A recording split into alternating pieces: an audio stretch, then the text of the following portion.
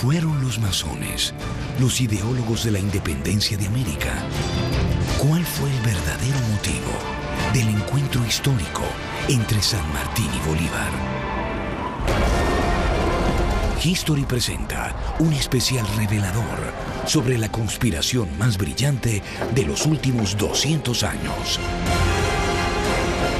El complot de los masones. Estreno a continuación por History.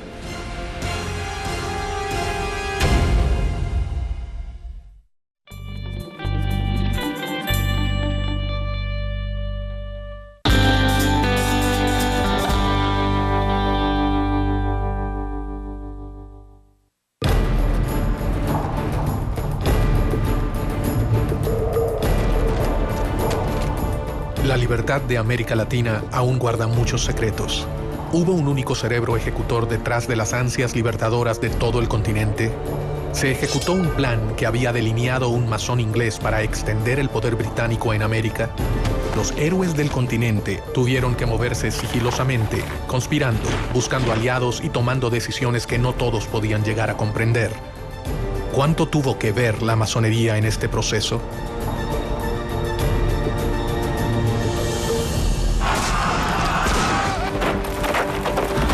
Los máximos libertadores de América, Simón Bolívar y José de San Martín, se reunieron una vez en su vida, a solas, a puertas cerradas en la ciudad de Guayaquil. Gran parte de la vida de los héroes transcurrió en un secreto absoluto. Sin embargo, nada es tan secreto como lo que ocurrió en aquella reunión. Se supone que discutieron los planes finales para la derrota de los españoles. ¿Cuál es la verdad sobre el rol de las sociedades secretas en la historia de la independencia de Latinoamérica? América no se hubiera independizado, sea la del norte, sea la central, sea la del sur, si la masonería no hubiera intervenido.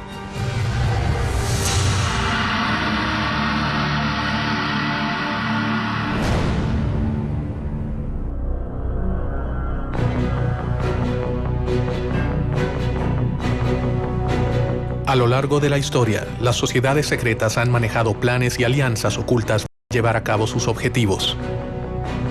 Archivos y documentos revelan una historia paralela al relato tradicional de la emancipación de América. Sospechosamente, estas sociedades nacieron en Inglaterra, el reino que con más énfasis reclamaba mayor participación en América. Inglaterra veía a América como una oportunidad para expandir sus colonias. La monarquía española tenía un monopolio comercial con sus colonias en América y no permitía comercio directo de sus colonias con ninguna otra monarquía ni con ningún otro imperio. ¿Las acciones masónicas buscaron reparar el reclamo inglés frente a España o fue una simple casualidad?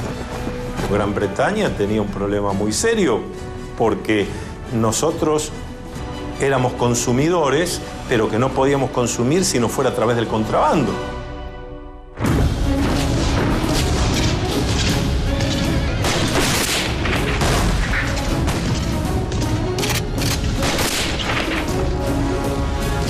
Después de las guerras napoleónicas, después de Waterloo, la economía inglesa está en una depresión y una recesión terrible, con altos niveles de desempleo, mucha disatisfacción, demostraciones populares, etc. Y la industria está como parada. Entonces, para Inglaterra, los puertos de las colonias españolas son extremadamente importantes.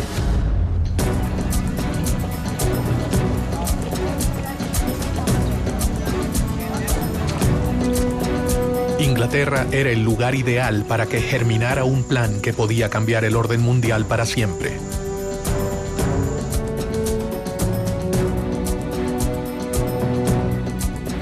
En este contexto, un venezolano conspiró contra el orden establecido. Francisco de Miranda. Miranda se va a convertir prácticamente en el americano más universal de su tiempo, en el criollo de mayor visión universal y de mayor preparación.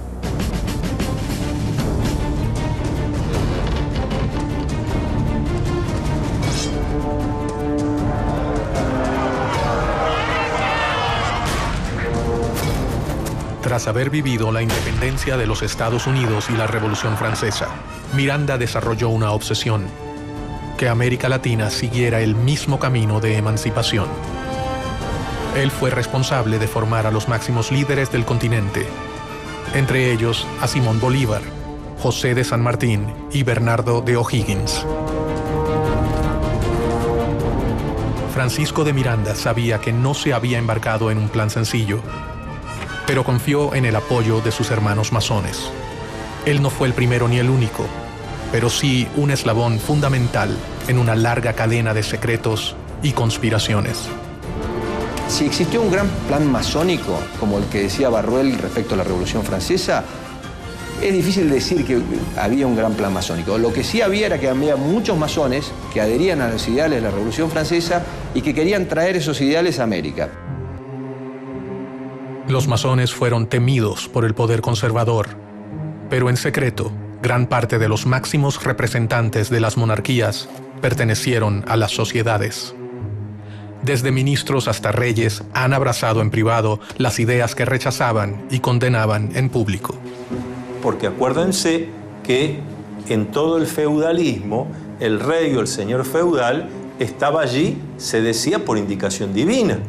Y las distintas iglesias aceptaban eso.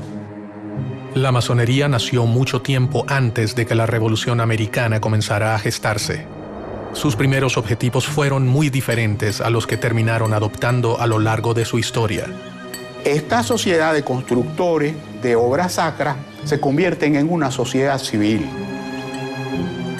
Es al mismo tiempo un centro de reunión para personas instruidas, para personas con un cierto nivel educativo, con una cierta preparación. Y esa sociedad civil es la solución de lo que fue la crisis del pensamiento europeo. Es un espacio para el diálogo y para el cuestionamiento de elementos que hasta entonces habían sido pilares indiscutibles del orden político y social. Hacia fines del 1500, las sociedades masónicas eran una verdadera amenaza para los detentores del poder conservador. La Iglesia, el ejército y las monarquías perseguían sin tregua a los librepensadores. Ellos representaban una gran preocupación para su poder.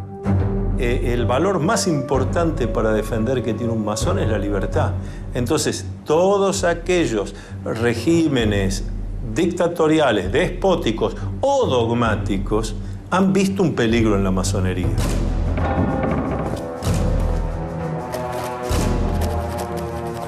Clandestinamente, sin revelar sus verdaderas intenciones, los masones comenzaron a escalar posiciones en las estructuras tradicionales de poder.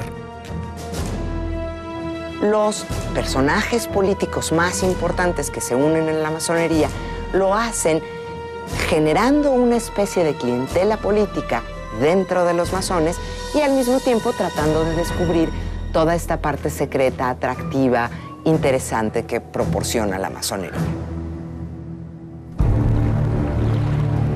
Fue en Inglaterra en donde las logias comenzaron a afianzarse en el poder, de la mano del rey Guillermo III. La masonería inglesa es una masonería simbólica, tiene solo 3 grados. Y los masones ingleses son hombres honorables, que no conspiran ni contra la religión ni contra el rey.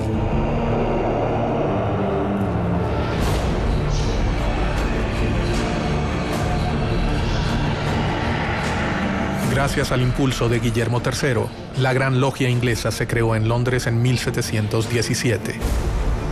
Ella sería fundamental para el resto de las sociedades. A partir de la Gran Logia Unida de Inglaterra aparece el libre y aceptado masón. Es decir, es el que se inicia en la orden, pero que ya no se va a ocupar de las construcciones externas, sino de una construcción interna, una construcción espiritual e intelectual. El poder de reclutamiento llegaría a niveles que los masones jamás habrían soñado. El rey inglés Guillermo III, fascinado por las nuevas ideas, se acercó personalmente a las sociedades masónicas y secretamente se unió a ellas. Se ha hecho mucha especulación sobre la condición masónica del rey. Realmente esa misma condición que de oficio, de gremio artesanal que tenía la masonería operativa, se lleva al campo profesional de los ejércitos.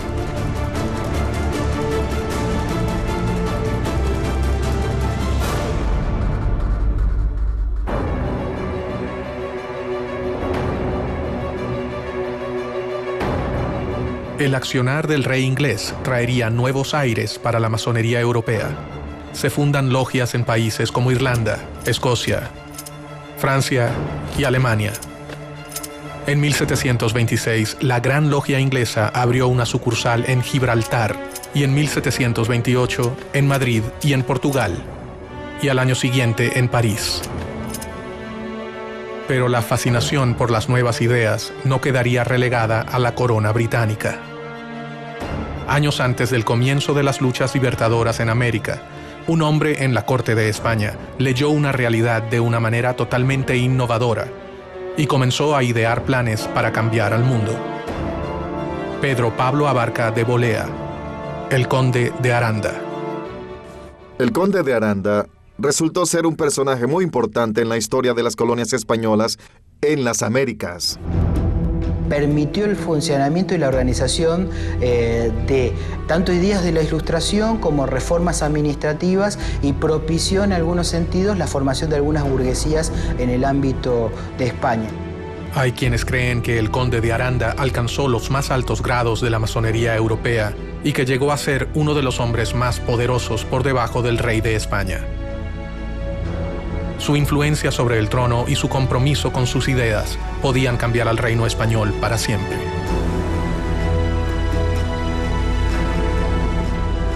Con su consejo, es probable que hasta el propio rey Carlos III haya formado parte de la masonería española. Carlos III es el monarca que decide implantar lo que se conoce en la historia española como las reformas borbónicas. Las reformas que impulsó Carlos III afectaron a las colonias en cuanto a su administración, a la división geográfica y al rol que cumplía la Iglesia en aquella época. Una de las principales reformas borbónicas es limitar el poder de la Iglesia Católica en los territorios americanos y en la misma península. Si realmente existió un plan para que Inglaterra ganara ventaja en América, con la masonería implantada en la corte española, este acababa de comenzar. Un rey podía ser la pieza fundamental para acabar con el reino ibérico. Estaban a punto de sembrarse las semillas de un plan que podía acabar con el imperio español en América.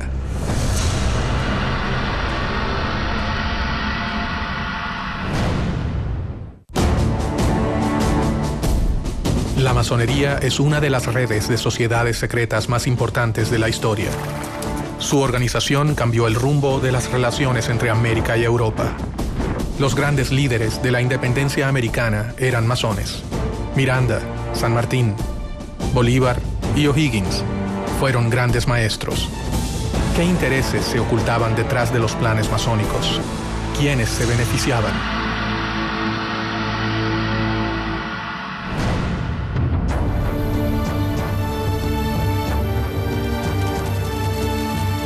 En las cortes europeas, para mediados del 1700, las ideas de libertad e igualdad habían ingresado gracias a los sigilosos planes de las sociedades secretas. Y sus miembros debían moverse con mucho cuidado para sobrevivir. Habían sido víctimas de crueles persecuciones en Europa. La masonería ha sido objeto de persecuciones extraordinarias. Y sin duda alguna, la forma logial de organizarse se presta para que este tipo de institución haya sido vista con recelo.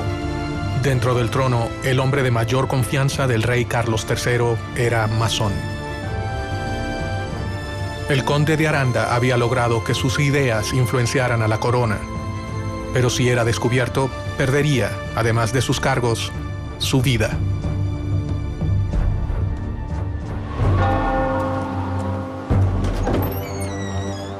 obviamente que todo aquel que no respetaba los dogmas de la Iglesia Católica, Apostólica y Romana era objeto de persecución por la Inquisición.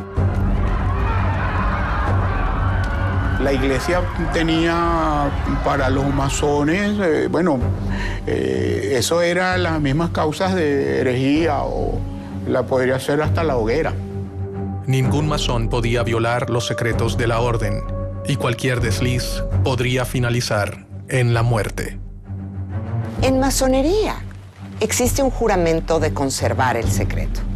Y aquel que viola ese secreto, en el ritual de iniciación y en el ritual del juramento, se afirma que será castigado cortándole la lengua, tirando sus cenizas al mar, en fin, una serie de castigos muy violentos que son, desde luego, de orden simbólico. El objetivo de esta enorme cadena de secretos no era proteger a la persona, sino al cargo que esa persona había conseguido para la orden.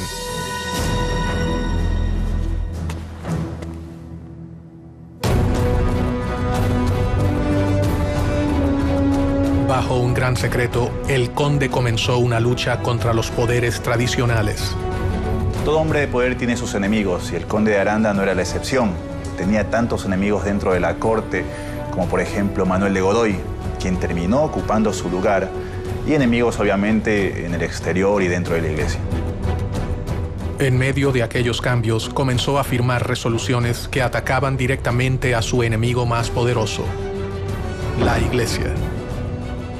Una de las principales reformas borbónicas es limitar el poder de la Iglesia Católica en los territorios americanos y en la misma península. Por consiguiente, el conde de Aranda y muchos otros miembros de la corte y el rey Carlos III deciden hacer una serie de reformas como expulsar a los jesuitas de España y expulsar a los jesuitas de los territorios americanos españoles, de las colonias españolas, para limitar el poder de la Iglesia Católica. América era un lugar lejano y complejo. Allí se mezclaban los poderes otorgados a los virreyes con el poder de la Iglesia y las fuerzas extranjeras que buscaban beneficiarse, y los poderes que diferentes órdenes religiosas habían instaurado en el nuevo continente, especialmente los jesuitas. Ellos habían fundado ciudades, misiones y universidades, un gran ejército que respondería ante la voz de los seguidores de San Ignacio de Loyola. Aranda era un tipo brillante y él sabía, estaba consciente de las dificultades que implicaba gobernar territorios tan vastos como eran los territorios americanos y tan diversos desde la península. El conde de Aranda debía debilitar a sus oponentes si quería reducir el riesgo que corrían las logias. Y comenzó a pergeñar un plan secreto. Piensa que la mejor opción es dividir a América en 3 reinos independientes, gobernados por un miembro de la familia reinante, de preferencia por un hijo del rey, e implantar estos reinos independientes con una relación directa con España. Esto era para tener una relación más fluida con respecto al comercio y para que las decisiones no tardaran meses en llegar, o inclusive años. ¿Cuáles eran los verdaderos planes de Aranda? ¿Fortalecer a un imperio español o liberar a América para que pudiera comerciar libremente con Inglaterra? Los principales agentes de la época eran ingleses o franceses. Por tanto, aprovecharse de la posición de poder a fin de alcanzar el objetivo no era para nada descabellado. Fueran cuales fueran las verdaderas intenciones del conde de Aranda, sus ideas tenían fuertes detractores. Debía minar el poder de sus adversarios para que sus planes pudieran concretarse.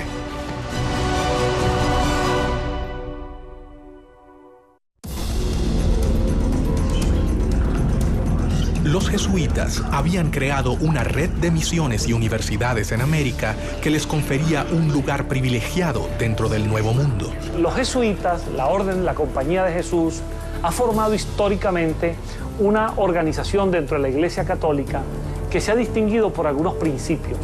Es una orden religiosa con una especie de estructura jerárquica militar. La Compañía de Jesús se había arraigado con fuerza en las colonias españolas en América. Habían logrado organizar a los pueblos originarios y gozaba de respeto y apoyo. Ellos tendrían capacidad de reacción frente a cualquier intento de cambio.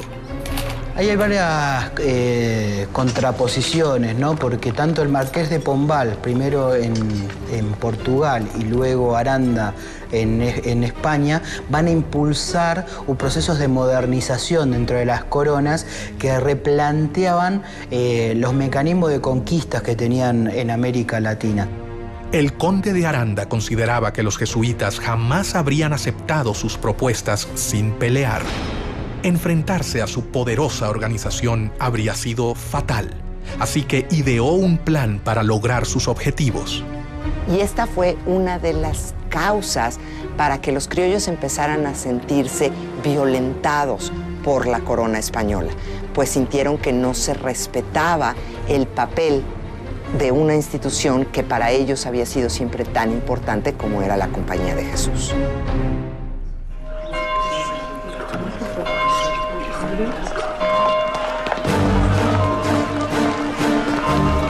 La expulsión de los jesuitas fue una de las obras masónicas más decisivas y mejor orquestadas de la historia. Un hecho que terminaría colaborando directamente con la independencia de las colonias americanas.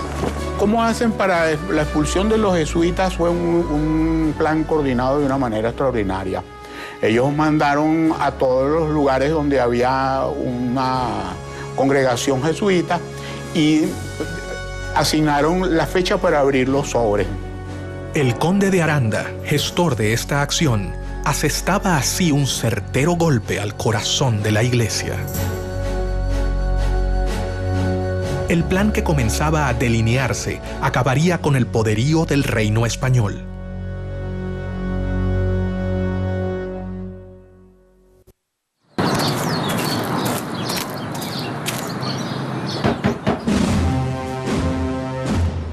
El decreto de Carlos III precisamente ordenaba que se abrieran los sobres ese día para que la operación no tuviera ningún tipo de resistencia. Al decreto de decir se abren los sobres, entonces esa era la gran noticia, y la gran noticia era que iban a ser expulsados de América todos los jesuitas. Pero en el momento que abrieron los sobres, esa fecha que se abrieron los sobres en toda América, en 24 horas estaban montados los jesuitas en los barcos y salían con destino al otro lado del Atlántico. Aranda había sentado las bases para terminar con las colonias españolas en América. Sin embargo, él nunca se imaginó que su plan se pudiera volver contra su propio reino. ¿O si lo sabía y todo fue un plan británico para poder obtener ventajas en las colonias americanas?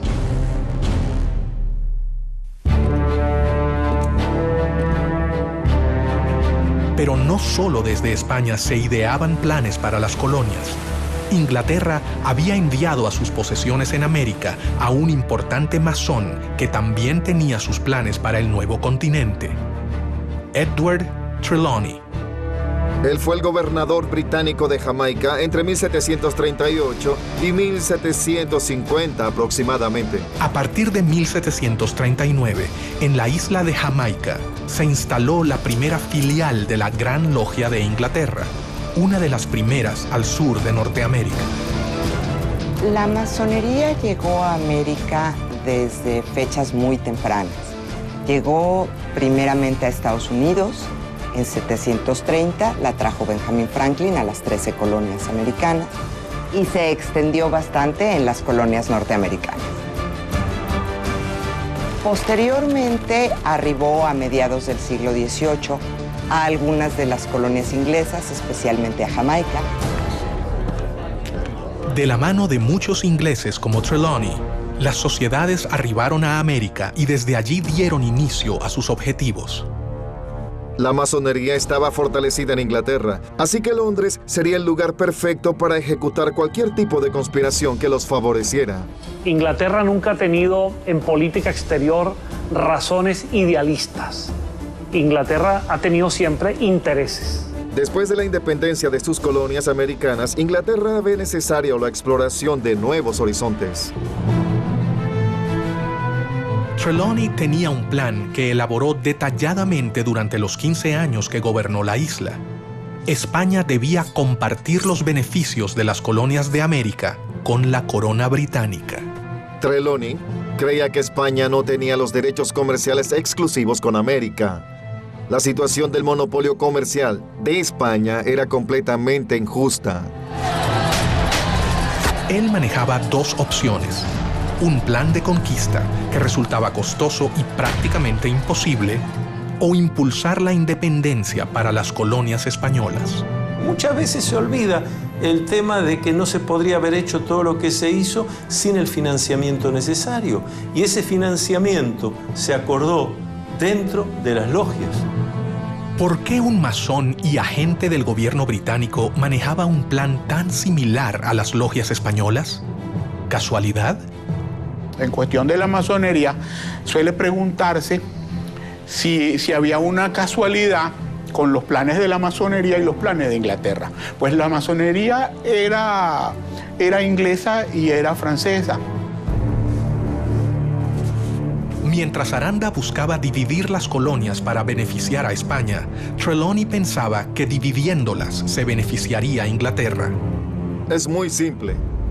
Divide y vencerás.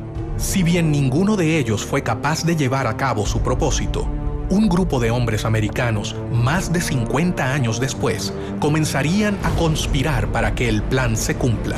El poder no está en un iluminado porque Dios así lo quiso, sino que el poder está en el pueblo porque Dios así lo quiso. Los miembros aceptaban las premisas y un puñado de hombres alcanzaba a saber toda la verdad. Pero, ¿cuál era esa verdad?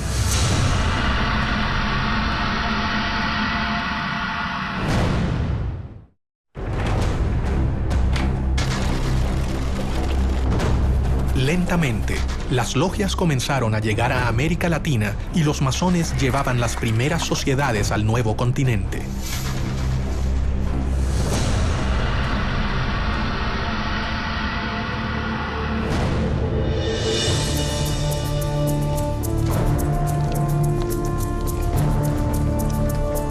Los librepensadores llevaban a cabo una batalla interminable y desigual con la Iglesia. Si bien ésta había llegado al continente para evangelizarlo, ciertamente no tenía el mismo poder represivo que en los países de origen. El despotismo ilustrado tenía un plan para elaborar su crecimiento comercial, su incorporación a lo que era la evolución hacia el capitalismo, y la Iglesia tenía sus planes a largo plazo. En paralelo a la llegada de las logias al continente, los jóvenes americanos viajaban de América a Europa con el fin de transformarse en los administradores de las colonias españolas en el Nuevo Mundo. Francisco de Miranda fue el primero en llegar. Unos años más tarde viajarían Bernardo de O'Higgins, José de San Martín, Simón Bolívar, Andrés Bello López, entre otros. Otra vez, el lugar de reunión de todos ellos sería Londres. ¿La corona británica estaba interesada en promover a los jóvenes americanos? Muchos de los jóvenes americanos se van a estudiar a Europa. Muchos de ellos también están buscando una educación más cercana a la Ilustración. Inglaterra siempre fue un lugar donde podían desarrollarse diferentes ideas. En Europa se encontraron con una realidad totalmente diferente a la que esperaban hallar. Están buscando una educación más cuestionadora, menos vinculada con la Iglesia, menos vinculada con el conocimiento tradicional. Y es en Inglaterra en donde hay un foco cultural, social, político, donde se está gestando el seno de este pensamiento ilustrado. Los jóvenes que partieron con el fin de realizar estudios formales terminaron convirtiéndose en los héroes de la independencia o en las manos operativas de un plan que había comenzado a forjarse antes de sus propios nacimientos. Casi se podría decir que Inglaterra funcionó con esta fórmula. Inglaterra le brindaba apoyo a Miranda.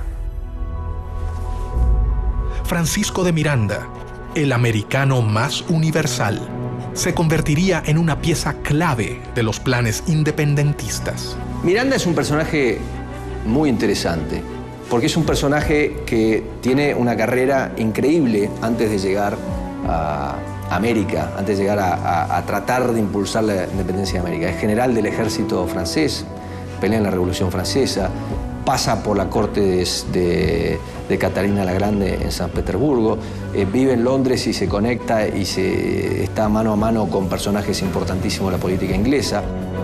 Miranda fue el padre de la independencia del continente, uno de sus ideólogos, protagonista de sus batallas y personaje fundamental en el diseño de una estrategia para llevarla a cabo.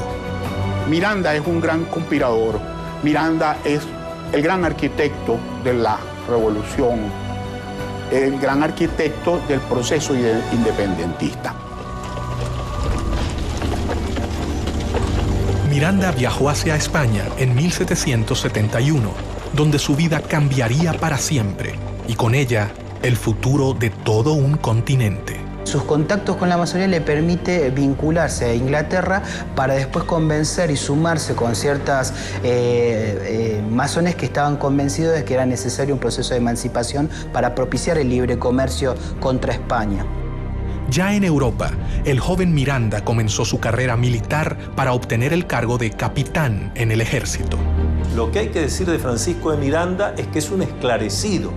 Es una persona con una mente brillante que comprende la importancia del lugar y del momento para empezar a desarrollar ese germen de libertad que es darle a América hispanoparlante la libertad de España. Paralelamente, se deslumbró con las nuevas ideas que se estaban gestando en el viejo continente. Miranda fue un político, un militar, un diplomático, un escritor, pero ante todo fue un gran humanista. Comenzó a armar su propia biblioteca, adquiriendo las obras de los pensadores más importantes de la época, lo que más tarde le traería innumerables problemas. Miranda, allí en España, se había interesado en la lectura de obras prohibidas, tipo político, filosófico, obras de los enciclopedistas, de los ilustrados, y la Inquisición estaba muy pendiente de las personas como él que leían estas obras. Poco a poco, Francisco de Miranda comenzó a forjarse un nombre, pero una acusación cambiaría el rumbo de su vida para siempre. La Inquisición estaba dateada, vamos a decirlo así, o le pasaban información de parte de los rivales militares que tenía Miranda.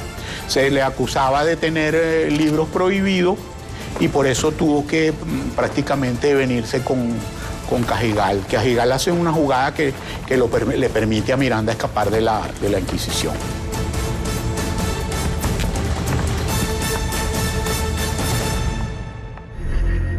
Y a partir de allí, Miranda es declarado prófugo de la justicia española, pasa a ser perseguido por España y obviamente, a medida que se van produciendo los acontecimientos, Miranda, cada vez la persecución de España es mayor.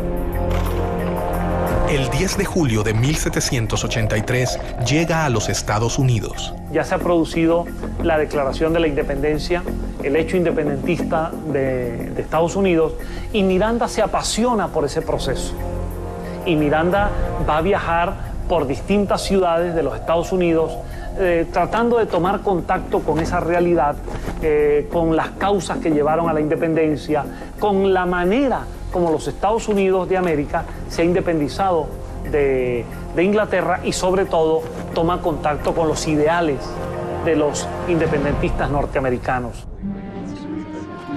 En Estados Unidos, Miranda terminaría de comprender qué debía hacer.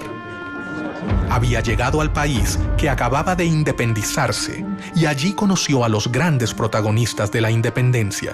Especialmente trabó relación con George Washington. Tuvo entrevistas con líderes como Jefferson, Hamilton, Knox, es decir, con figuras muy importantes en la conducción del nuevo país independiente en Norteamérica. No se sabe exactamente dónde se inició el general Francisco de Miranda como masón. Algunos historiadores afirman que fue en 1774, en Madrid, y según el rito York. Otros dicen que fue iniciado por el mismo George Washington en la Logia de Virginia. Muchos historiadores se preguntan cómo era posible que este joven, nacido en Caracas, de ascendencia isleña, canaria, que empezaba a ser perseguido por España, pudiese ser recibido en los Estados Unidos por el presidente de la nación y por los principales líderes de esa nación. De allí nace, entre muchos historiadores, la posibilidad de que Miranda en esa relación haya estado apoyado por la masonería. Su futuro comenzaba a dibujarse. El hombre que había servido al ejército español alrededor del mundo estaba por transformarse en la pieza clave para que perdieran sus colonias en América. Debajo de la mesa, alguien estaba poniendo en marcha los planes elaborados por el conde de Aranda y Trelawney, el viejo gobernador de Jamaica. La idea era separarse de España y de alguna manera seguir el modelo republicano que ya se había establecido en Estados Unidos. Miranda se ha convertido en masón, comenzando así a conocer las ideas más revolucionarias de la época. Ha vivido la independencia norteamericana de cerca, haciéndose eco de los ideales revolucionarios. Ha sido acusado por el país por el que arriesgó su vida y ahora mira hacia su continente. El futuro héroe de la revolución comenzó a desarrollar cada vez más sus planes para independizar a América, pero sabía que no podía hacerlo solo.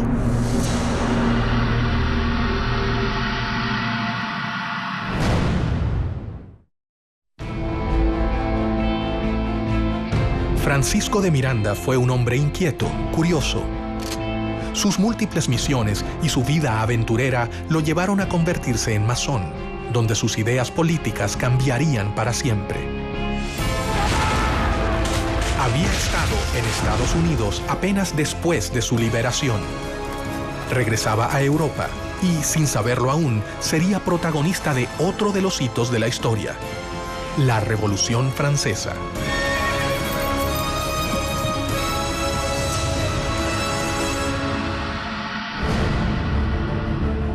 En su afán por independizar a América Latina de España, en diciembre de 1784, Miranda partió de Boston a Londres y de allí viajó por varios países de Europa. Su idea era conseguir el apoyo inglés para comenzar el proceso independentista de América Latina. En Londres, Miranda hallaría la tierra fértil que necesitaba para cumplir con su objetivo. Inglaterra había encontrado al hombre que finalmente los haría desembarcar en las colonias americanas. Miranda sí utilizó a Inglaterra, en el sentido de que Londres le sirvió de base de operaciones durante muchos años, en el sentido de que Pitt le dio algunos respaldos económicos indirectos, en el sentido de que hubo figuras del gobierno inglés que le apoyaron. Miranda decidió recorrer diferentes países europeos en búsqueda de apoyo para su plan. Y allí también, en las distintas logias europeas que Miranda visitó, y en algunas de las cuales tuvo que estar bastante tiempo para convencer, para contestar preguntas, para ver cómo se podía hacer, para trabajar sobre mapas, etc., allí también fue descubriendo quiénes eran los hermanos que tenía sentido que vinieran a América para ayudar, cuáles convenía que se quedaran allá y cuáles no se podía contar. En 1792 se encontraba en París, donde estaba en pleno desarrollo la Revolución Francesa. Sin dudarlo, Miranda decidió ponerse al servicio del gobierno revolucionario. Por segunda vez en su vida, se encontraba en contacto con ideales revolucionarios llevados a cabo por logias masónicas. Es que América dependía totalmente de lo que sucedía en Europa. América no tenía entidad política propia. América, para entender lo que pasaba en América, había que entender lo que pasaba en Europa. Y hasta 1815, Europa tiene una figura central que es Napoleón. Entonces, volviendo a la masonería, hay dos países donde la masonería tiene una importantísima influencia: Estados Unidos y Francia.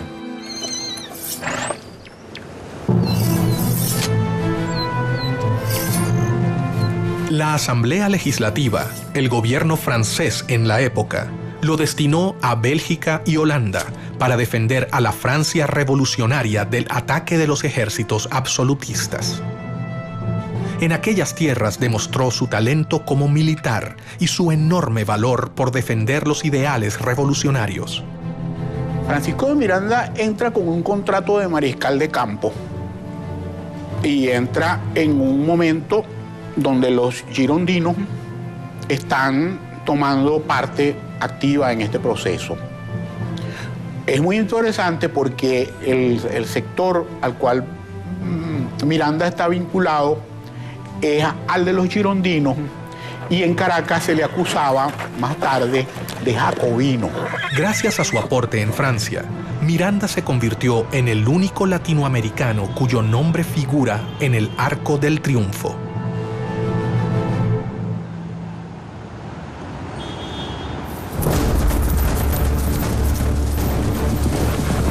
Miranda era un enemigo de España. Londres era su aliada.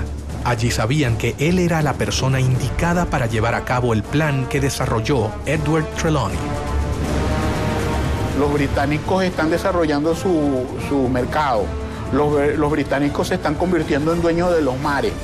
Por supuesto que les interesa, como dicen en buen criollo, en lenguaje popular, serrucharle el piso a su principal rival, que es España. Entonces esas coincidencias van a encontrarse a lo largo del camino. Desde el siglo XVI, Inglaterra ha estado esperando la oportunidad de poder inmiscuirse en la vida de las colonias, y todo hacía creer que estaban a punto de lograrlo. Durante su estadía en Londres, en 1797, Miranda fundó la Sociedad Patriótica Revolucionaria, Gran Reunión Americana, también conocida como los Caballeros Racionales, de la que fue gran maestro.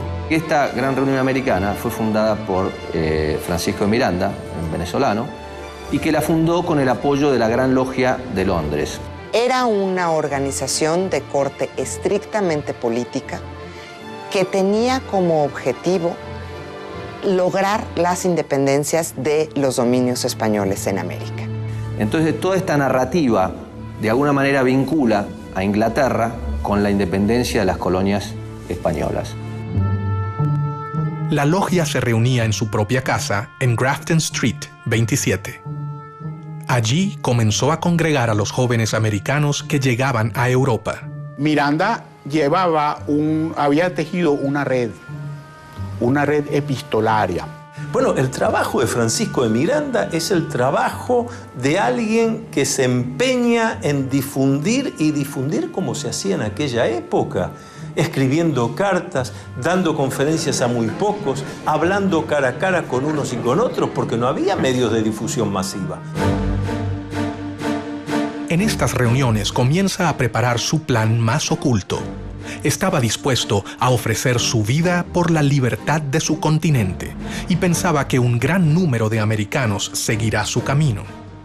La masonería le había enseñado el modo más seguro y efectivo de que sus planes llegaran a concretarse. La Gran Reunión Americana fue la simiente de una serie de agrupaciones que se establecieron por toda España, después en Sudamérica, en Nueva España e incluso en Estados Unidos y en Londres. En su propia casa, Miranda comenzó a seleccionar a los jóvenes que participarían de su logia. Lo que Miranda organiza en Londres es una reunión de hombres que se instruían, generalmente eran hispanoamericanos o españoles, que eran instruidos por Miranda exactamente en la causa de la independencia de América. Cada uno de ellos llegó de los puntos más remotos de América. Sus exigencias eran grandes y esperaba que solo los jóvenes valerosos lo aceptaran. Los candidatos a iniciarse en la masonería, por lo general, son personas que viven en un lugar y que pueden asistir a las tenidas regularmente durante un tiempo indefinido. A diferencia del conde de Aranda, Miranda contaba entre sus tropas con una gran cantidad de jesuitas, alrededor de 300. Durante el proceso de la independencia de Hispanoamérica, numerosos jesuitas participaron activamente en favor de la causa independentista, a diferencia del clero tradicional español que, en líneas generales, reflejaba los intereses de la monarquía. Él intercedió directamente ante el ministro William Pitt para que fueran benévolos con ellos. Cuando algunos jesuitas fueron capturados dentro de los conflictos entre Inglaterra y España, algunos de esos jesuitas eran mirandinos, eran favorables a la causa de Miranda, y Miranda intervino ante Pitt para que los liberara.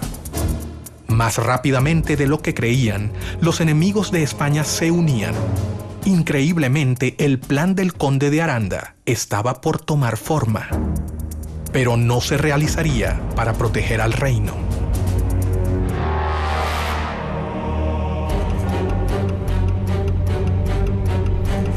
Francisco de Miranda sabía que la elección de los postulantes sería determinante para sus planes. Ellos tenían que ser líderes, comprometidos, fuertes y por sobre todo tenían que abrazar su causa y la masonería. No podía exponerse a que sus planes quedaran expuestos. Miranda había redactado un juramento, tal cual se hace en las logias masónicas. Un juramento al estilo de Miranda, porque era un juramento para que aquel hombre se comprometiera a trabajar incansablemente por la independencia de América. Mucho secreto, valor y constancia son la égida que os escudará de los brazos de los tiranos, decía Miranda a sus adeptos. No ha podido establecerse la fecha ni el lugar en los que Miranda se inició en la masonería, aunque no existen dudas de su condición de masón. Formaba parte así de logias internacionales. Su actuación dentro de las logias, su decisión de crearlas, se debía a un plan superior digitado por la Gran Logia Inglesa. ¿A quién respondía Miranda?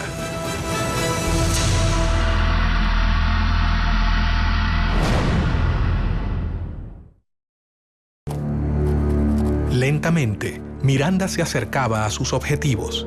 Sin embargo, una pregunta persiste en el aire. ¿A quién respondían sus intereses? Estaba muy claro que la potencia rival de España era Inglaterra. Y Miranda se había convertido en un enemigo de España. Luego, transitivamente, Miranda era un aliado de Inglaterra.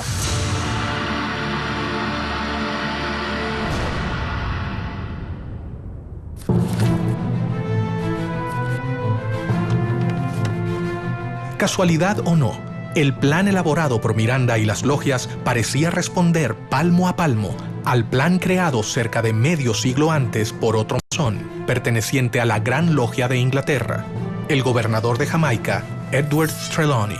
Si bien se parecen en cuanto al rol del comercio en América y en cuanto a quién sería el más beneficiado, divergen con respecto a su finalidad. A diferencia de Trelawney y del conde de Aranda, Miranda puso en práctica lo que otros solo habían pensado. Es una época en la que se está dando una transición de un mundo constituido por instituciones, de una sociedad corporativa a una sociedad más individual. Para organizar sus filas, Miranda decidió no incluir hombres mayores de 40 años. El venezolano confiaba en que los jóvenes serían quienes lo ayudarían a culminar su plan. La inteligencia de Miranda lo llevó a comprender que para ciertas cosas necesitaba contar con lo que nosotros llamamos los ancianos sabios. Contactos políticos, diplomáticos, financieros. Pero para la ejecución concreta de la obra, lo que llamamos en masonería los grupos de masonería operativos, donde hay que ir a hacer cosas concretas, había que entusiasmar a la juventud.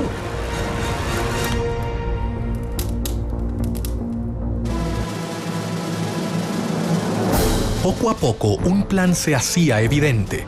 Los intentos de Inglaterra por invadir las colonias americanas fallaban. Solo quedaba la oportunidad de la conspiración a través de las logias conformadas por los mismos americanos. Recordemos que al mismo tiempo, Inglaterra siempre estaba intentando cualquier tipo de invasión de las colonias americanas. E Inglaterra poco a poco intentaba sustraer algunos territorios dentro de esa vasta expansión continental que era Hispanoamérica.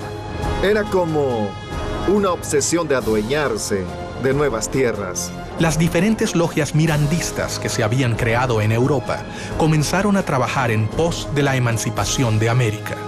La logia más decisiva en la liberación del continente fue la logia Lautaro. Las logias Lautaro empiezan con una logia madre establecida en Sudamérica. Se considera, pero no hay certeza, que quien establece esta logia madre fue José de San Martín. Se nos ha preguntado muchas veces sobre si esas logias funcionaban igual que cualquier otra logia masónica. Sí en cuanto a los rituales, sí en cuanto a que tenían palabras, toques, secretos para identificarse, pero exclusivamente dedicadas al análisis de cómo se iba a conseguir la independencia de la corona española. Bernardo de O'Higgins y José de San Martín, sin dudas, fueron los dos hombres fundamentales para el funcionamiento de la logia. Para afiliarse a Lautaro, había que ser americano y jurar luchar por la independencia. Su lema era unión, fuerza y virtud, y en las comunicaciones usaban el símbolo masónico OO. Y sigue la misma estructura de los caballeros racionales, copiando la estructura masónica, con miembros que eran masones, como Carlos Alvear, y que establecen una logia principal que se convierte en la Gran Logia. Miranda se había asegurado de reclutar a los jóvenes americanos más prominentes que se encontraban en Europa. El sistema masónico aseguraba protección, anonimato y sobre todo la posibilidad de complotar en las sombras contra el poder establecido.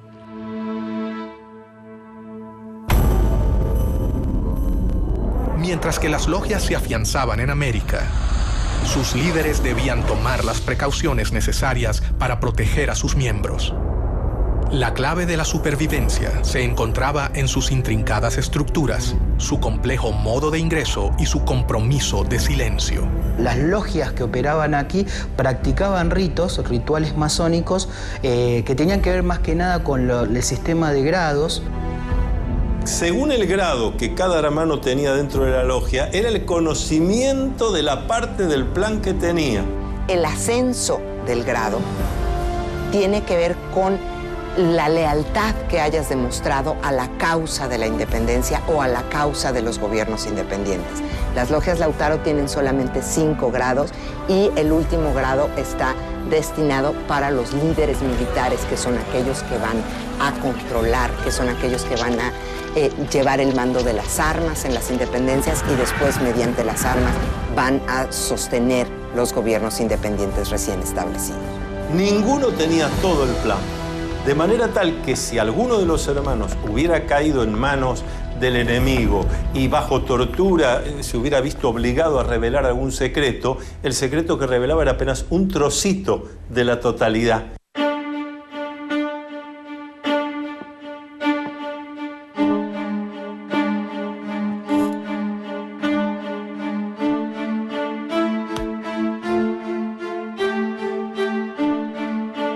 La iniciación es una serie de situaciones que va a atravesar el candidato, donde se va a enfrentar con cosas que le dan miedo, porque el miedo está para ser enfrentado. La ceremonia variaba según la logia y esta se podría realizar en diferentes lugares, como por ejemplo recámaras, sótanos e inclusive cuartos oscuros, donde se realizaba la iniciación. Entonces siempre está acompañado por un hermano que en masonería llamamos el hermano experto. Es el que lo acompaña. No hace el trabajo por el candidato lo tendrá que hacer. Enfrentar sus miedos, sus dudas. Pero va a estar bien acompañado. Está desde el principio entre amigos, está bien cuidado.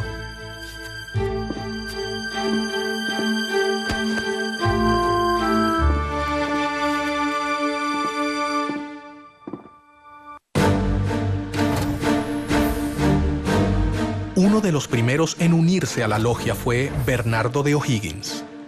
O'Higgins era hijo natural de Ambrosio O'Higgins, virrey del Perú. José de San Martín, O'Higgins, Simón Bolívar y tantos otros masones han recibido la influencia de Miranda de una manera muy concreta, muy positiva, porque son los que después llevan a la práctica con las armas la posibilidad de lograr países democráticos en América.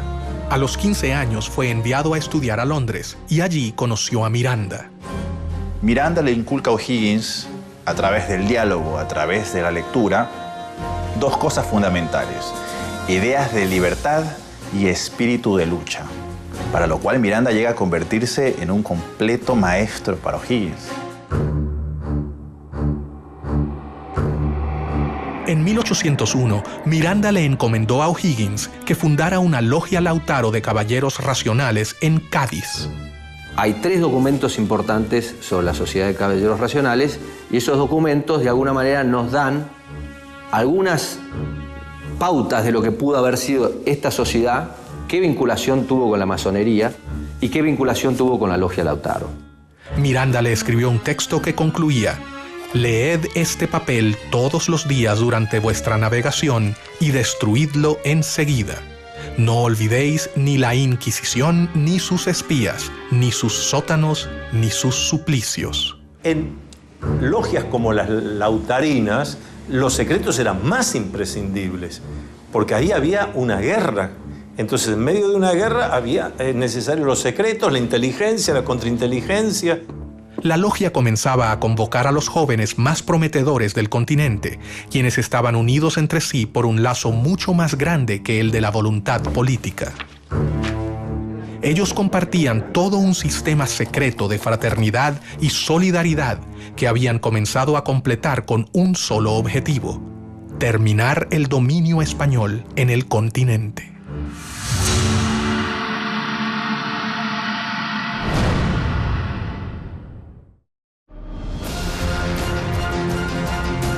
Francisco de Miranda avanzaba en sus planes de liberar a América de España, basado en el ejemplo de la independencia de Estados Unidos que había presenciado de cerca. Para hacerlo, reclutó a los jóvenes más prometedores de las colonias. Había logrado sumar a su logia nada menos que al hijo del virrey del Perú, Bernardo de O'Higgins. Sus planes eran secretos. Pocos sabían cuáles eran sus intenciones. Las verdades de la logia solo eran reveladas en los cargos más altos.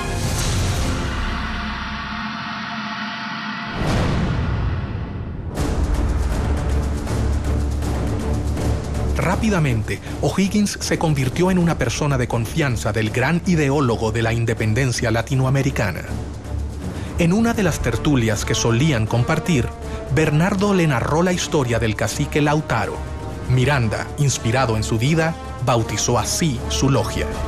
Se llamaban Lautaro en homenaje a un cacique de un pueblo originario de nombre Lautaro que había combatido y había muerto peleando contra el ejército español del rey.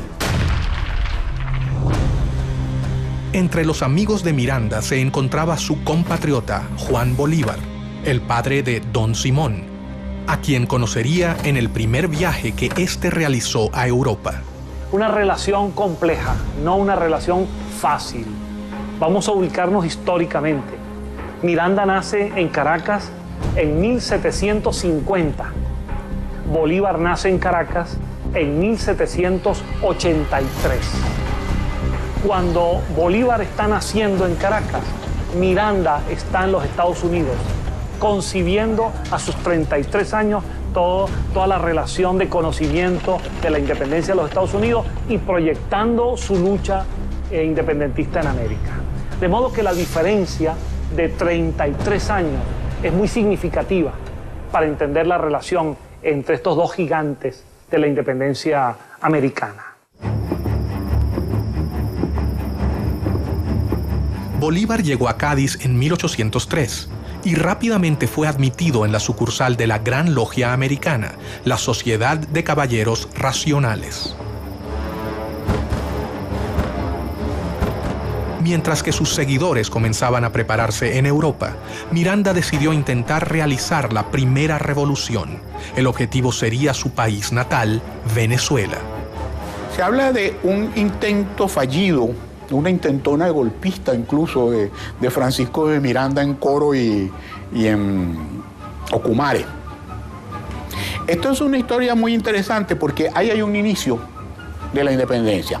Para ello, primero viajó a New York. En los Estados Unidos, él concibe una expedición con la cual invadir las costas venezolanas y él pensaba que desde allí se iba a incendiar la pradera, se iba a lograr que los pobladores lo vieran a él como un redentor, como un liberador, y a partir de allí se iba a producir un estallido de independencia en Venezuela y en el continente. En febrero de 1806 partió rumbo a Venezuela con 3 barcos, uno de ellos llamado Leandro, por su hijo. La guerra había comenzado. Esos 3 barcos que él arma, antes que él termine de armarlo, ya la comunicación de Estados Unidos a España y de España a las colonias había llegado. Pero la primera expedición se frustraría antes de su inicio.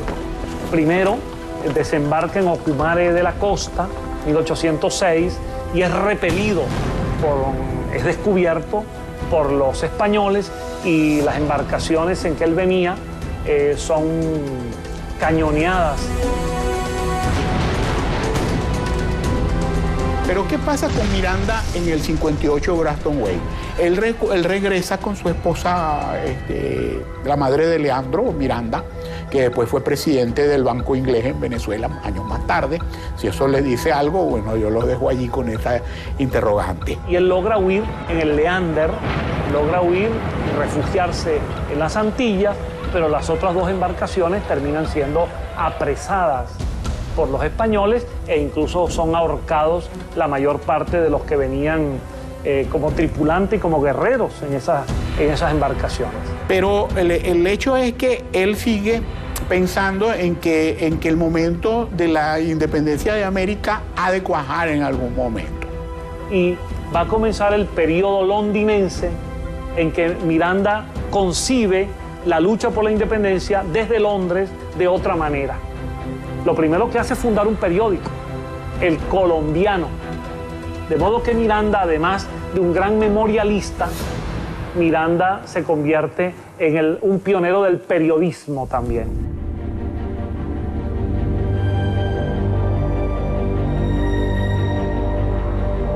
En 1806, Bolívar recibió el grado 3º, o maestro, en la logia simbólica London número 5 de Inglaterra. En 1810, en Londres, Miranda le confirió el supremo grado de iniciación en la Gran Logia Americana y juntos fundaron la Logia Protectora de las Virtudes número 1 en el oriente de Barcelona, Venezuela. Bolívar estaba totalmente convencido de que todos debían dar su vida por la causa americana. Simón Bolívar también va a ser una figura clave en el proceso emancipatorio del norte y de hecho también después va a tener contraposiciones y discusiones con los masones porque va a terminar prohibiendo el funcionamiento de la masonería en Colombia, sabiendo que después también los masones podían conspirar contra él. Convencido de sus planes de liberación del continente y de que el complot secreto era la mejor manera de lograrlo, Miranda continuó reclutando miembros para su causa. Uno de ellos fue José de San Martín, gestor de la independencia de Argentina, Chile y Perú. San Martín llegó a Londres 10 años después de que partiera O'Higgins. Algunos historiadores señalan que el paso de San Martín por Inglaterra es muy significativo, porque es precisamente allí en donde él se reúne con intelectuales, con políticos, para discutir el tema de la independencia de las colonias. Durante la campaña había conocido a Lord Macduff, un noble escocés que lo introdujo en el mundo masón en general y en la causa americana impulsada por Miranda.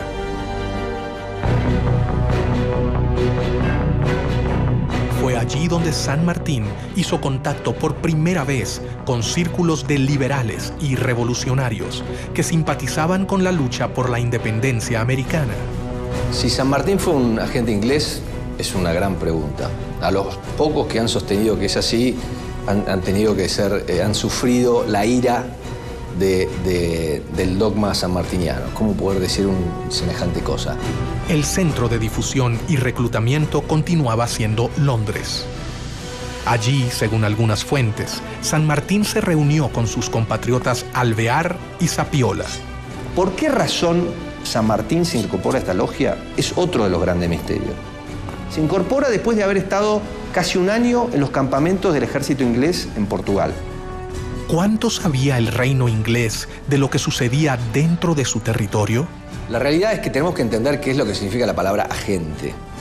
Lo que queda claro a cualquiera que lee la correspondencia diplomática y los archivos ingleses es que San Martín era un anglófilo.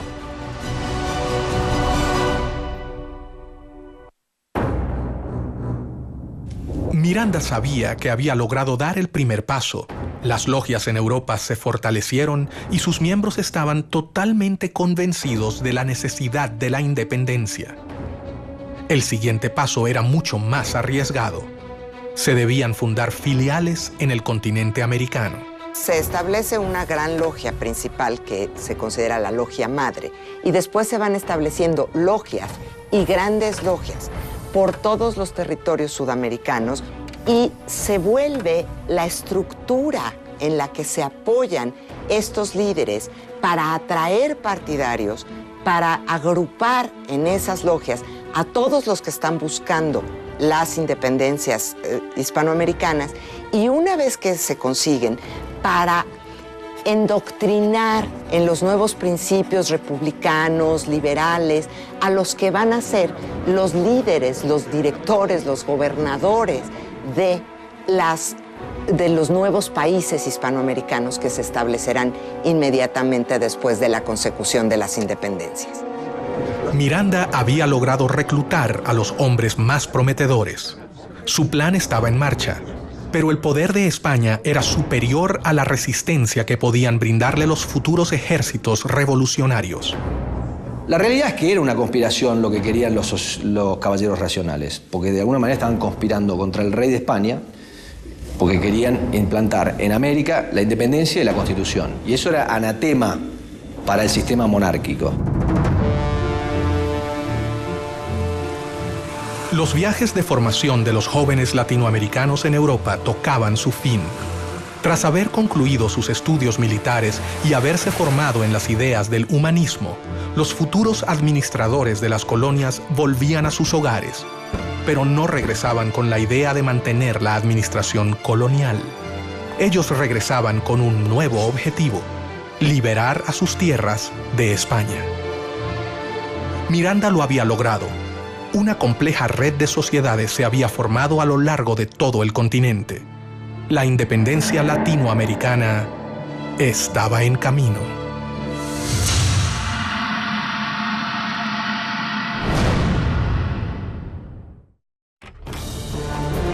El conde de Aranda había allanado el terreno con la expulsión de los jesuitas. Pero el revés militar que había sufrido Miranda en Venezuela cuando procuró desembarcar en Ocumare demostraba que el ejército español iba a oponer resistencia y debía convertir esa experiencia en un mejor plan militar si no quería fracasar estrepitosamente.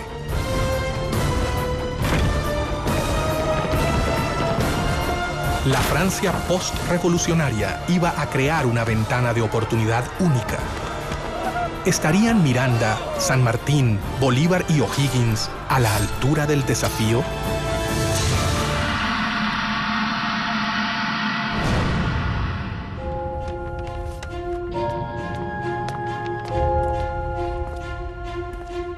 Mientras tanto, un hecho externo colaboraría con la causa: la llegada de Napoleón al trono de Francia y la instauración del Primer Imperio llevaron a Europa a una era de guerras, caos, alianzas y traiciones. Y entonces Napoleón tiene que desarrollar estrategias para atraerse adeptos en España. Y una de esas estrategias es utilizar a la masonería como herramienta. Hasta el momento en que ellos iban conquistando una ciudad, iban conformando logias y iban dejando sus cuadros masónicos como una suerte de control de la sociedad civil. Las fuerzas napoleónicas contaron con una serie de victorias iniciales que llevaron a la abdicación del rey español en Bayona, Carlos IV, quien se vio obligado a renunciar en favor de su hijo Fernando VII. Napoleón crea su propia masonería, que es conocida como masonería bonapartista. Incluye ahí a todos los que son denominados afrancesados, que son los españoles que aceptan el gobierno bonapartista y que reconocen a Napoleón y a José Bonaparte. Pero al poco tiempo, Napoleón decidió reemplazar a los reyes borbones de su trono, por lo que hizo abdicar a Fernando VII en favor de José Bonaparte, el hermano del emperador francés. Napoleón se burlaba de los masones, decía que era un grupo de imbéciles que hacían ceremonias ridículas, pero la realidad es que todos sus hermanos eran masones. No solo eran masones, sino que José Bonaparte, su hermano mayor, que luego es rey de España, era el gran maestre del Gran Oriente de Francia, es decir, era el líder de la masonería francesa. Y Napoleón utiliza la masonería como herramienta política. Y dentro de esas logias intenta difundir una serie de principios que hacen aparecer a su imperio como un imperio muy liberal, defensor de los derechos del hombre, defensor de los derechos del ciudadano, pero al mismo tiempo pues no deja de ser un imperio. Mientras Europa vivía convulsionada, las logias masónicas entendían que era el momento de actuar. Las sociedades americanas vieron con preocupación la invasión francesa sobre la madre patria. Entonces es en 1808 cuando se rompe la legitimidad y cuando la posibilidad de las independencias se presenta, porque el monarca que está ahí no es el monarca legítimo, no es el monarca reconocido. Miranda instó a sus hombres. El momento había llegado. De modo que en esos azares estaba Miranda en el medio. Miranda con su interés colocado en la independencia de Hispanoamérica.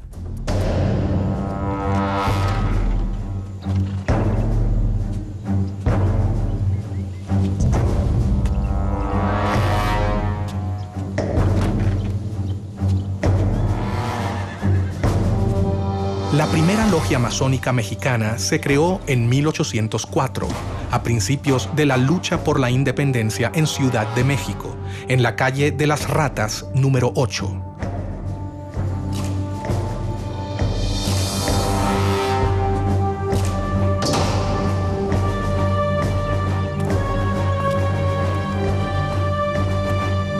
Una masonería muy poderosa, muy extendida, que produjo una enorme influencia en toda la política de México y del resto de América Central hasta la actualidad. Los masones mexicanos fueron los primeros en entrar en acción. En 1810, Querétaro era el principal centro de la conspiración para llevar a cabo la independencia política del país. Bajo el disfraz de saraos y reuniones literarias, los conspiradores se reunían en esa ciudad. A estas reuniones auspiciadas por la corregidora Josefa Ortiz de Domínguez concurrían distinguidos queretanos, así como los capitanes Ignacio Allende, Juan Aldama y los hermanos Epigmenio y Emeterio González. También asistía a ellas secretamente el cura de la parroquia de Dolores, Miguel Hidalgo y Costilla. Cuando ya se había fijado la fecha para el levantamiento, varias denuncias pusieron sobre aviso a las autoridades españolas y éstas procedieron rápidamente a sofocar el movimiento, cayendo sobre las casas de los conspiradores para encarcelarlos. Sin embargo, no pudieron contra ellos y el 16 de septiembre fue declarada la Independencia Nacional de México.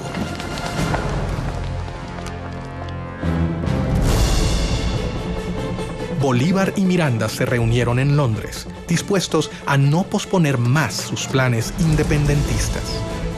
De hecho, el joven Bolívar toma la iniciativa, no autorizada por la Junta de Caracas, de invitar a Miranda a volver a Caracas. Bolívar partió de Londres rumbo a La Guaira, donde llegó en diciembre de 1810. Pocos días después, también llegó a La Guaira Francisco de Miranda. Cuando Bolívar retorna a Caracas, Miranda, por discreción, toma una embarcación una semana después. Y Miranda llega a finales del año 1810 a Caracas, una semana después que Bolívar ha llegado. Miranda volvió a Venezuela a instancias de Bolívar, que había comenzado las guerras por la independencia. Los acontecimientos se precipitan en Caracas. El 5 de julio de 1811, el Congreso de Venezuela se firma el acta de la independencia, se declara entonces formalmente lo que ya casi venía desde el año anterior y se firma la independencia de Venezuela. Para ese acto de la independencia, Miranda es diputado y firma el acta de la independencia.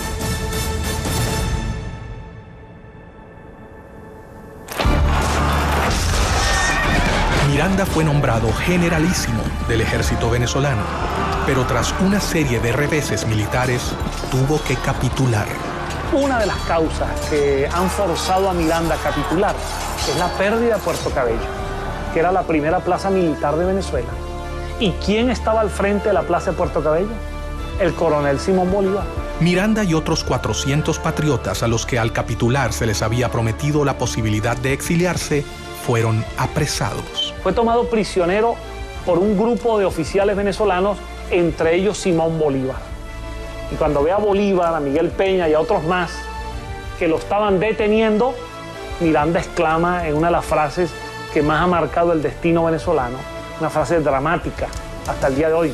Miranda dice: bochinche, bochinche. Este pueblo lo único que sabe hacer es bochinche. Y finalmente Bolívar es un agente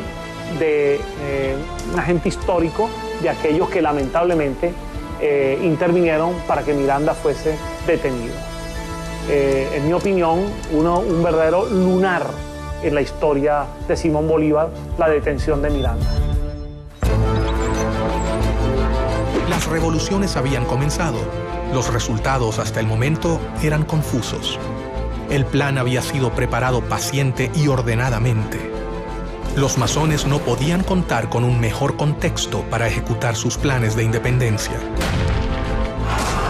América era un reguero de pólvora que quedaba a 10.000 kilómetros de la metrópoli que la dominaba desde hacía casi 3 siglos. De hecho, las logias masónicas permitieron resguardar este funcionamiento para permitir organizar y libertar a América dentro de un gobierno que era opresivo. Los masones habían cambiado definitivamente los libros y sus reuniones por las armas. Era el momento de la acción.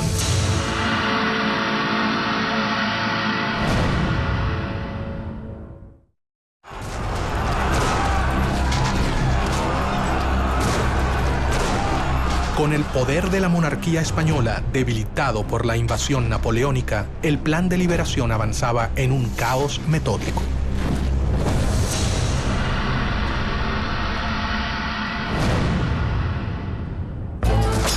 Dos caudillos se destacan en los ejércitos libertadores, 2 discípulos de Francisco de Miranda, José de San Martín, quien desde el Río de la Plata sube hacia el norte, y Simón Bolívar, que lleva la revolución en sentido inverso, desde Venezuela. El ataque al poder real solo podía triunfar si se hacía en simultáneo, como si fuera un plan orquestado. José de San Martín fue iniciado en una logia en Cádiz, España.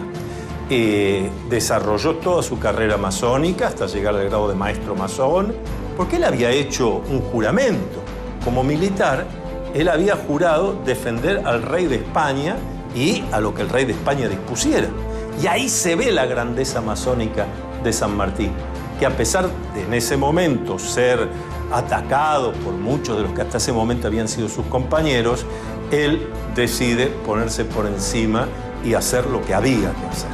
El cónsul norteamericano en Buenos Aires, a principios de 1819, dice claramente, hasta ahora, el principal aliado de Inglaterra en esta parte del mundo es San Martín. De hecho, hay cartas del cónsul inglés en Buenos Aires, Robert Staples, en el año 1817, en donde se reúne con San Martín y San Martín le dice que San Martín le pide que Inglaterra le haga llegar a él en privado sus puntos de vista de cómo tiene que seguir el tema de la revolución. Pero Fernando VII logró regresar a su trono y cuando lo hizo, consciente del poder de las logias, instaló nuevamente el régimen absolutista. Persiguió el constitucionalismo, el liberalismo y la masonería, a los que reprimió con la policía y la Inquisición. Pero la batalla estaba prácticamente perdida. Primero, cuando decían vamos a fernandear, en cierta medida lo que estaban diciendo es vamos a generar una monarquía constitucional, que en algunos casos era llegar a simplemente constituir un mecanismo de gobierno del pueblo, pero todavía respondiendo a un monarca o algunas organizaciones centrales. El proceso de independencia encontraba escollos. Las diferencias entre sus actores crecían. Todo parecía indicar que era más sencillo ponerse de acuerdo en liberar a América Latina de España que en sentar las bases de un nuevo tipo de sistema de gobierno.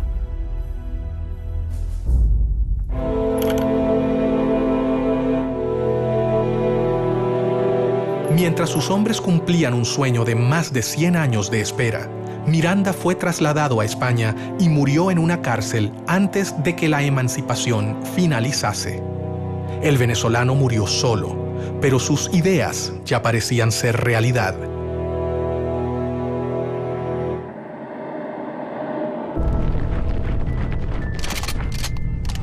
Los conflictos en Europa y España ocurrían tal y como lo había previsto Pedro Pablo, conde de Aranda, cuando sostuvo ante el rey Carlos III: jamás han podido conservarse por mucho tiempo posesiones tan vastas, colocadas a tan gran distancia de la metrópoli. Sin embargo, no se transformaban en reinos leales al imperio español. Todas estas diferencias marcan en cierta medida también algunos posicionamientos de intereses que tenían cada uno de los grupos, tanto regionales como de las alianzas estratégicas a nivel internacional que tienen cada uno de ellos. Los masones siguieron sus planes. Cientos de miles de hombres de todo el continente han abrazado su causa. Sin embargo, un hecho dejaría abierta para siempre una pregunta que jamás ha podido ser respondida. El 26 de julio de 1822, en medio de las batallas, los dos generales, Bolívar y San Martín, realizaron una reunión a solas en la ciudad de Guayaquil. Era evidente, era necesario que se reuniesen los dos grandes libertadores, Bolívar y San Martín, que hasta ese momento no se conocían personalmente. Este va a ser su primer y único encuentro en 1822.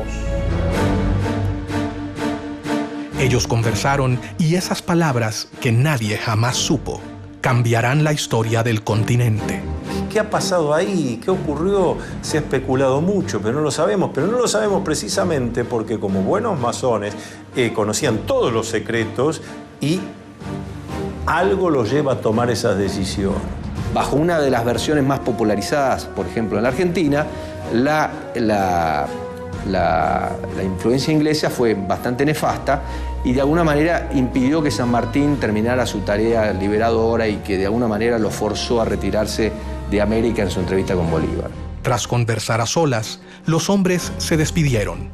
Pero al salir, la realidad había cambiado. Bolívar finalizaría la gesta independentista. San Martín se retiraría a Europa. Yo no sé si San Martín era un agente inglés. Lo que sí sé es que San Martín era un hombre que tenía convicciones políticas muy conservadoras que era conveniente para Inglaterra. ¿Tuvo algo que ver Inglaterra en esta reunión?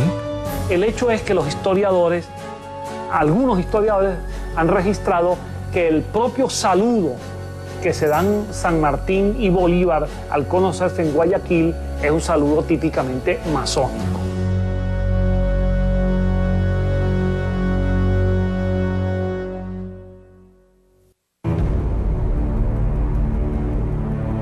Nunca se sabrá hasta dónde Inglaterra colaboró con la independencia de América, pero sí es un hecho que los héroes de la emancipación supieron cómo canalizar los conflictos políticos de la época utilizándolos a su favor. Napoleón decía que la historia no era más que una ficción acordada por la mayoría. Muchas veces lo que sucede es que la historia que escuchamos no es la historia real, es la historia que queremos escuchar de alguna manera o que nos gustaría escuchar. Entonces, con la masonería siempre hay un tema, porque en la explicación o en la versión oficial de la historia de la Gran Reunión Americana, inevitablemente se vincula la Gran Reunión Americana con Inglaterra y a Inglaterra, a su vez, con el proceso de la independencia. El plan de Trelawney, la recomendación del conde de Aranda y el sueño de Miranda lograba ser concretado por estos jóvenes que cumplieron con sus promesas hasta el final: liberar al continente americano. Yo te puedo decir que la independencia de toda América, América del Norte, América Central y América del Sur, es el resultado del trabajo de los masones en sus logias y de un plan masónico universal.